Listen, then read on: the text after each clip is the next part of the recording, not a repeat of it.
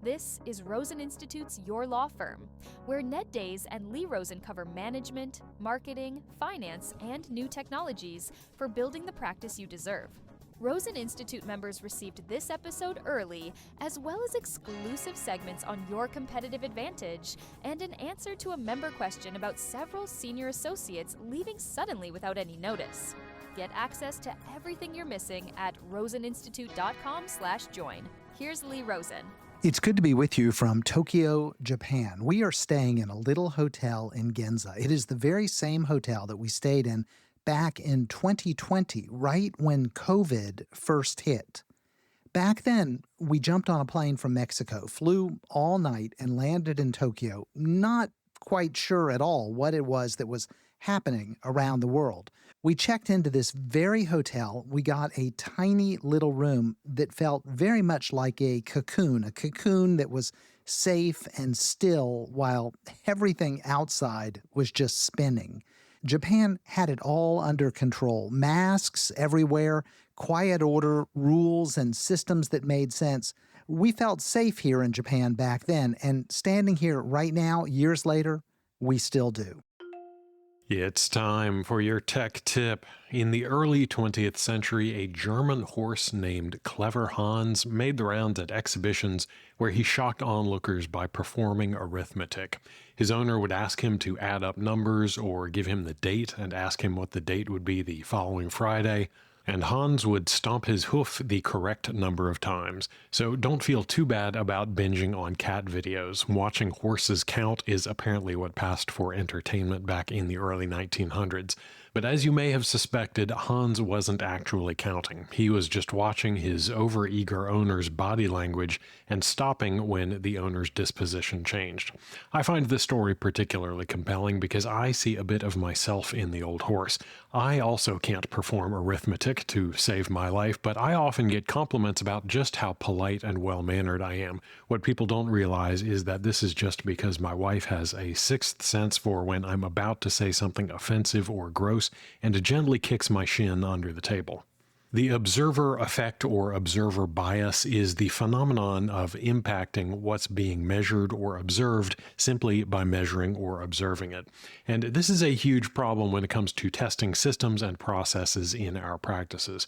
We hand down orders from on high. We assume that everything is going according to plan. We then get a report from someone, an employee, a client, a vendor, whoever, that a mistake was made. The ball was dropped. So we decide to walk through the process ourselves to find the leaks, and wouldn't you know it, everyone is on his or her best behavior, the script is followed to a T, and gosh darn it, we just can't figure out what possibly would have gone wrong.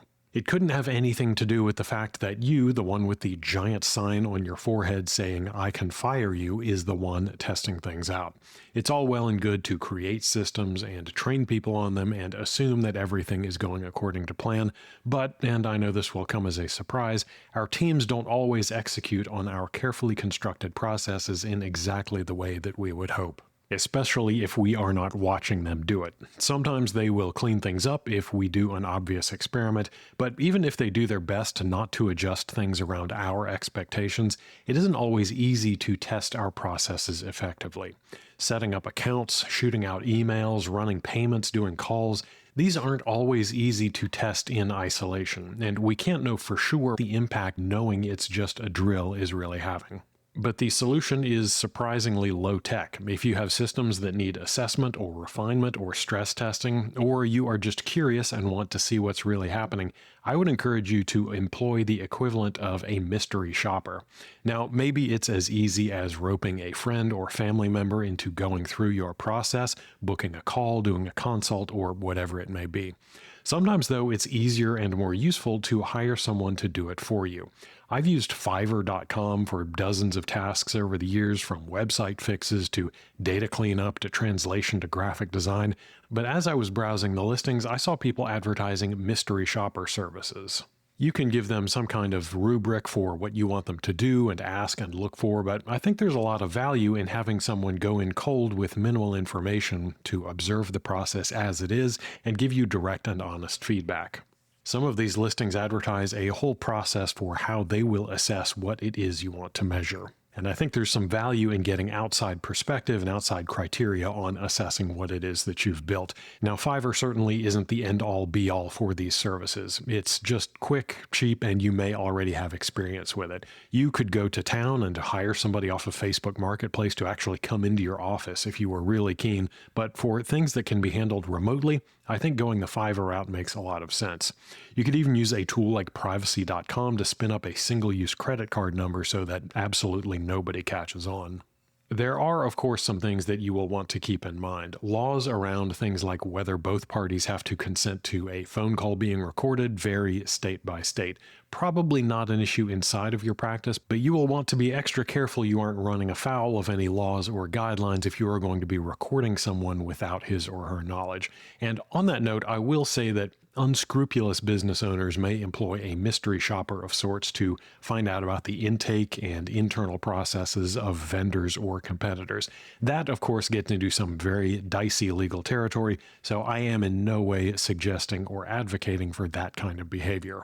It's not entirely clear what happened to Clever Hans, but legend has it he was used as a military horse in World War I and either killed in battle or consumed by hungry soldiers. I don't want either of us being eaten or sent off to the glue factory, so you have been warned. That said, if there are circumstances where you are operating entirely within the law and relevant ethics guidelines and want to get some insight into the best practices from other businesses or industries, I suppose that's an option.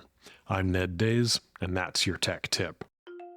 And now for your moment of concise advice. We spend too much time telling people what to do and not enough time telling them stories. Facts and policies and procedures, they sound official, but they don't change people's behaviors. Stories change people's behavior. Stories are how people learn and remember and act. I have stood in front of judges trying to persuade with logic and data. I get blank faces, but then I shift gears and I tell a story, something real, something human, and everything shifts. The room quiets. And as I watch the judge's face, I can see it change. The attention locks in because that's how we're wired. We listen to stories. It's how we've always learned. Long before slide decks and spreadsheets, we sat around campfires. We told stories about mistakes and danger and courage and survival. That's how we passed on those things that mattered, and we are still built that way. You can tell a child not to touch a stove 100 times. They nod, and then they forget. But once they touch it and they feel the heat, that story burns in, literally. We all learn that way. Adults, we're just kids with bigger vocabularies and better excuses. It's the same in business. I've seen it in our practice. We lectured about confidentiality every quarter, rules, reminders, policies. Everyone nodded along. And then one day, one of our employees had lunch in a crowded restaurant and said too much. A stranger overheard the conversation. That could have cost us a client. It might have cost us a lot more. And being able to tell that one story to our team, that scared good people straight. It did more than a decade of PowerPoint slides ever could. That's the power of story. It doesn't just teach, it transfers experience. It says, here's what happened and here's what it felt like. It makes people see themselves in the moment, not just as spectators, but as participants. And once they feel it, they don't forget. When you're selling, stop saying, hire us. Instead, tell the story of the person who did. Tell the story of their problem, their fear, and the relief that they felt when you solved their problem. When you're training employees, don't just preach best practices. No, tell the story of the time it went wrong and what you learned. When you're leading, stop with slogans. Start with stories. Stories, they aren't manipulation. They are empathy in action. They work because they make people feel seen and understood. They turn rules into relationships. So here's a challenge for you today. Start collecting your own stories. The moments you got it right, the times you blew it, the lessons that came with a scar. Write those stories down and then keep them close, because having those stories, you'll never run out of ways to teach and to lead and to sell. take those stories and put this week one of them to work.